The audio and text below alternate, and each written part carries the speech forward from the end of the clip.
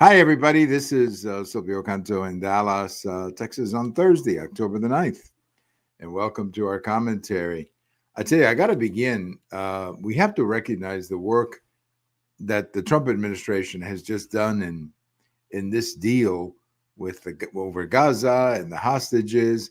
You know, I'm one of those people who's always very cynical about the Middle East because nothing ever seems to work there. And we hope that this works. I have a feeling that it will.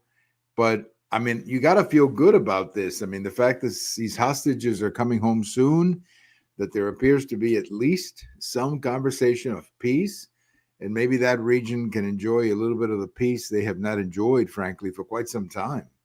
So, congratulations to President Trump. I mean, this is a great job in putting this thing together. I mean, great job. Look, there's other people involved too. I don't mean to say that it was just him, but he's the guy overseeing things. There's other countries involved too that we should recognize as well. Israel had something to do with this as well. So I just think that this is a good moment for President Trump and for everybody who's interested in peace and everybody who's interested in, frankly, putting to bed this horrible situation in the Middle East that has consumed that region for so long. You know, I cannot remember a time in the Middle East when, frankly, there was ever peace. I mean, I can go back to that 6 Day War, I guess, back, I was in high school when that happened, I guess. And it's been like that ever since. There's always a war, there's always a conflict, and sometimes it gets really nasty. Bottom line is there's just a bunch of people killed, especially innocent people. So I'm glad. I'm glad. Congratulations to President Trump and everybody involved. And let's wrap it up. And I guess the hostages could be coming home soon. And that's a good deal. That's a good deal. It's happy to see. It's going to be a happy moment, I should say, seeing the families and the hostages reuniting. And obviously, for some people, it's not going to be happy because they're going to be getting back the remains of their loved ones, but at least they'll have an opportunity to have a funeral and have closure and move on. So congratulations again to President Trump. And he had a cabinet meeting today. I've never seen cabinet meetings like that before. I mean, obviously presidents do cabinet meetings, but President Trump has taken this to a new level of transparency when the whole country watches this on TV. I mean, if you want to, you don't have to watch it, obviously.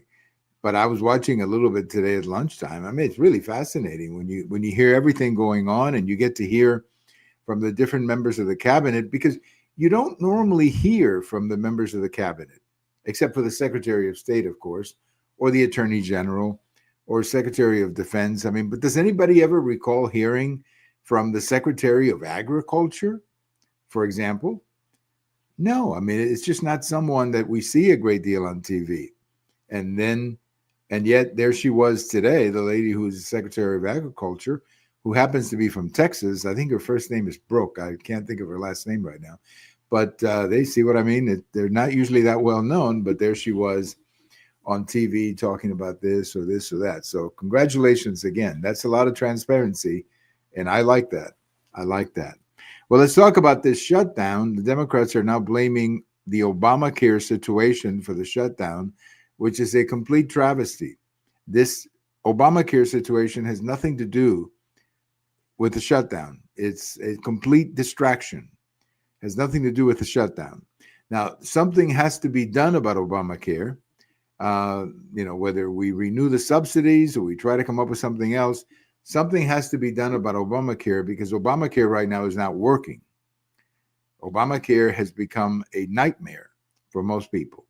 The other thing that happened too is that the Democrats put a bunch of people into Obamacare, and in many cases, some people were not even paying premiums. It became too much of a government giveaway, and all of this, I believe, Obamacare has to be redone from head to toe. Call it somebody else, call it a different name, whatever you want to call it, but you can keep the name, the Affordable, Healthcare Act, if you want to call it that. That's fine. But the reality, it has to be affordable.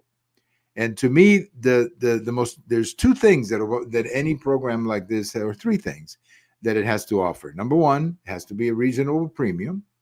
Number two, there has to be protection of pre-existing conditions. so that people who have pre-existing conditions can buy a policy. And number three, of course, you have to have some kind of a program, either through tax credits or whatever subsidy you want to talk about, so that people in certain income levels can continue to get coverage. But you have to be able to address those three things. And I think you can do it in a much better way than Obamacare can do it. So it has to become a health care program and not just another government dependency program. And if you can make that transition from government dependency, which is what Obamacare is, to a healthcare program, then I think you'll be fine. I think we can put one together that makes sense. And I'm hoping that that's what President Trump is going to do. And I think he is going to do that.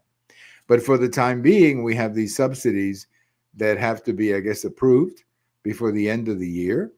And the Democrats, of course, shut down the government. And now the latest excuse for shutting down the government or blaming Republicans is Obamacare. Well, that's just a bunch of crap. That has nothing to do with why they're shut down.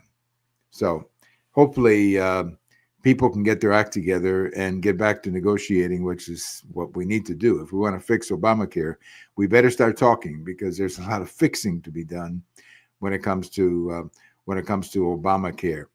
I have a post coming out Friday morning about what's happening in Chicago, and there's a great writer up in Chicago. His name is John Kass, Kass. He's been writing up in Chicago for posting and working up in Chicago as a journalist, as a columnist for a long, long time. Very good writer. Again, John Kass, Kass. I think he wrote for the Chicago Tribune at one time. I'm not sure. He's independent now, but at one time I think he wrote for the Sun-Times or the Tribune, one of those papers up there. And he wrote a very interesting piece about what's happening in Chicago, and he made reference to the year 1859. For those of you who remember your history, that was right before the Civil War, when you had many states challenging the authority of the federal government.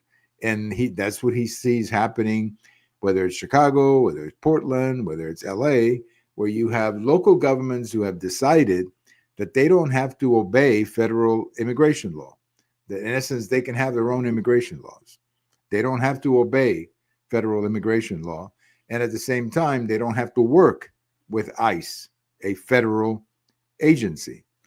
And this is what's created all of this problem. This is why, Trump is talking about sending in the troops and all of that to enforce federal immigration law. And they're rebelling. And it's hard to believe, especially in Chicago, when you see the killings every weekend. I mean, why would anybody object to getting a little help from the outside? I mean, every weekend, I was telling somebody that the most depressing job in Chicago has to be the guy on Sunday night or the woman on Sunday night who reads the news. The 9 o'clock news or 10 o'clock local news every Sunday night. It's got to be very depressing. Every time you open your program, you say 7 people were killed this weekend, and last weekend 5 people were killed, and this weekend 7 people were killed. And by the way, 2 little children were killed, and 25 were shot. I mean, this is every weekend in Chicago. And the governor says everything is fine, and the mayor says, hey, we don't need any help. Well, they do need help. Now, it would be better if they did it. It would be better if they would actually put down this madness. It would be better if the governor of Illinois would send in the Illinois National Guard and basically put order in a certain region. What you have to understand about the crime in Chicago is that it's basically in a small area. It's not the whole city. Much of the city, you don't know what's going on, because it looks perfectly normal. But it's a certain area in the south side of Chicago where these shootings happen every single day, every single weekend. So it wouldn't take, frankly, a big investment on the part of the Illinois National Guard to go in there and basically start arresting people and stopping all the shooting. It wouldn't take a lot of work, but they don't do it. The governor won't do it. So, if the governor is not going to protect the citizens of Chicago, I think the president has to step in and say, if you're not going to protect the citizens, I'm going to protect the citizens. And if you're not going to protect government agencies or government buildings or government agents, I'm going to do it. And that's the problem. That's the problem. It's the same problem in Portland. In Portland, you have a similar situation. You look at these videos of the city, everything looks fine. But it's in a specific area where all of this is happening. Not the whole city, but a specific area where all this chaos is and all these attacks on ICE offices or whatever. So very bad, I think, very bad local leadership in these places. That's all I can tell you. The local leadership stinks in Portland, in LA, and in Chicago. So I hope that, I like to see them work something out with President Trump, but they don't seem to be interested in that. They just want to have argument with Trump. They just want to be on TV arguing with Trump. Well, that might be good for the political ambitions of the governor of Illinois, but it's not good for the people who live there who have to go through this every single weekend. I mean, it's absolutely horrible. Well, a couple of things on this day in history. October the 9th, 1940, John Lennon of the Beatles was born in Liverpool. He would have been 85 years old today. Of course, he was killed 45 years ago. So it's interesting. He lived 40 years, and now he's been dead for 45. And we're still talking about him. It's fascinating. Now, the Beatles go through these cycles of interest. And I've seen this for quite some time. There are times when nobody talks about them, and then there are times when everybody's talking about them. Here recently, because of a program on the Disney Channel, there was a program called Get Back that featured some old videos of the Beatles. There was a lot of interest in them, but it goes through cycles. It kind of goes through cycles. Sometimes people are interested, other times they're not. But John Lennon would have been 85 today. And as I said, he was 40 when he was killed in 1980. I remember that. And of course, he's been dead now for 45 years, which is, well, I guess all you can say to that is time flies. We also remember today, this is October 9th, 1967. This is the day that Che Guevara was executed. Now, you may know that name, Che. You've probably seen these T-shirts that have his picture, Che, on it. Che was a criminal, an assassin, who came to power with Castro in Cuba. And it's a long, long story how he ended up in Bolivia. And one day we'll talk about that. But the fact is that he ended up in Bolivia. The revolution that he wanted to start in Bolivia was not going well. In fact, it went very poorly. He was eventually arrested and executed in Bolivia in October 9th, 1967. And I remember that because, of course, living in a home, a Cuban home, we were all very aware of that. And I can still remember my parents talking about it, around the living room, watching the news of Che Guevara I remember they had his body laying out after he was killed. So Che Guevara, that guy that you see on the T-shirts, he was killed, executed really on this day, and he was captured and then executed by Bolivian forces. And the CIA was also involved, to say the least. Well, thank you for listening. This is Silvio Canto in Dallas, and we'll talk to you later. Bye-bye, everybody.